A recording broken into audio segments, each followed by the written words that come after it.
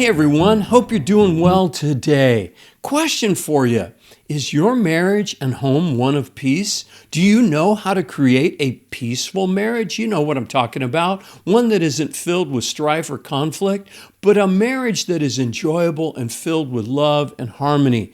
Well, your marriage can transform from one of anger to one of peace. And in this recording, I'm going to teach you how.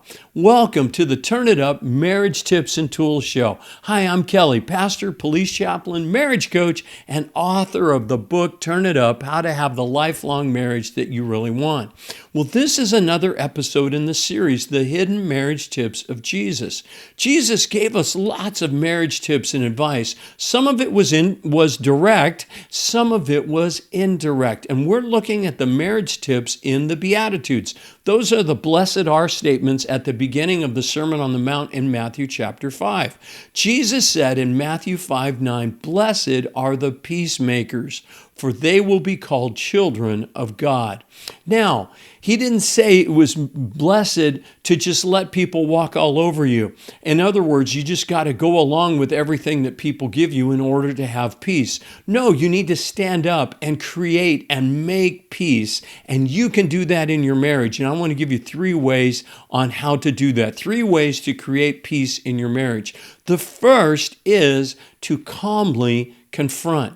You see, when you're angry because your wife or your husband has done something that's hurt your feelings, or they've failed you in some way, they've offended you, it's going to make you angry. And it's okay to be angry. Something happened on the inside of you and you didn't like it, and you're protesting what happened. But here's the thing though, if you respond to your spouse with anger, you're probably going to either say or do something you regret later. And it's going to create a lot of damage and a lot of hurt in your marriage. So what you need to do first is calm down. Take some deep breaths, have a drink of water, walk away from the conversation, and just kind of collect yourself. Then go back and clearly state what your spouse did and how it made you feel. The way to do that, by the way, is to use this little formula. I feel or I felt when you. Then following that, you make a request. So would you please? So I felt angry when you didn't call or text that you were going to be home late tonight after work, whatever it might be. You make a request. Hey, would you please let me know when you're going to be late so that way I don't have dinner on the table or make other plans, etc., etc. Then you want to allow for an apology. So that's number 1, calmly confront. Number 2, in order to have peace in your marriage, and I mean real peace, not just like I said earlier, going along with whatever your spouse is going to do to you, treating you like a doormat. No, what you also need to do, in addition to confronting, is you need to ask for what you need. All of us have needs, and your spouse is not a mind reader. You need to ask him or you need to ask her for what you want or what you need. Give up this whole idea of being self-sufficient, that I can handle it, that I can do it on my own, because what God has created us with is needs, and our needs allow an opportunity for your spouse to meet your needs, and what happens is that it brings you closer. So here's how you ask for what you need. It's a simple formula as well. Would you please do X by this time? And that's it. Would you please what? Do the dishes after you make yourself something to eat? Would you please mow the lawn by Sunday at 5 o'clock? See, these kinds of things, whatever you need, be specific and ask for them. Don't assume that your spouse is just going to naturally figure out. Then after they complete the request that you've made, you ask for what you need, then say thank you. Show your appreciation. The third way, though, to create peace in your marriage is to make unity your goal.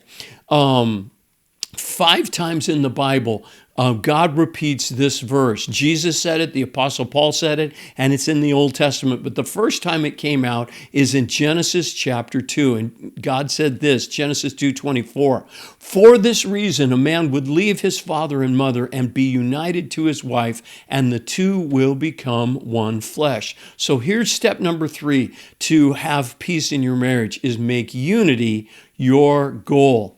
How do you do that? Well, one tip would be to listen to understand, not just to reply. Find out what's really going on. Find out what your spouse's concerns and questions or struggles might be. Listen to understand, especially if they're confronting you. Then allow your spouse to influence you. If you're making a decision, listen and be open to the input that your spouse may want to give you. Allowing that is a great way to get you on the same page. Another way is to focus on win-win instead of a win-lose arrangement. And I've talked to lots of couples in my marriage coaching where they're in the habit of creating win-lose. So I'm going to win this time, you get to win next time. No, it's silly, it's crazy. And it's not going to bring you together in unity. It's going to divide you. Why? Because when one wins, the other loses. And if you're always the loser, you're going to feel resignation. You're going to feel resentment. You might resign. You might say, that's it. I've had enough. I want it out of this. And what you really want to do with win-win is create something that both of you are equally happy with. And then you strive to come to that place of agreement. So that's our marriage tip for today. Jesus said, blessed are the peacemakers. And I've got recordings, by the way, on all three of these points at other places in my podcast and also on my YouTube channel. So go there and take a look at that. For more marriage resources, go to my website, which is turnitup.coach. There, by the way, you can get a copy of my book. You can also book a free call with me. I call this a clarity call. And what we do on a clarity call is that we take a look at where you're at in your marriage right now, where you want to be, and what you need to do to get there. And I try to give every couple that I do this with a 3-step roadmap. So that's my commitment to you, a 3-step roadmap that will help you create the kind of marriage that you really want.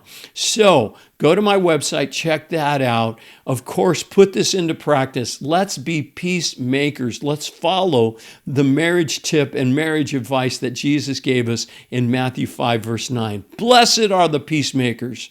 All right, God bless you, and may God bless your marriage. That's it for now. Bye-bye.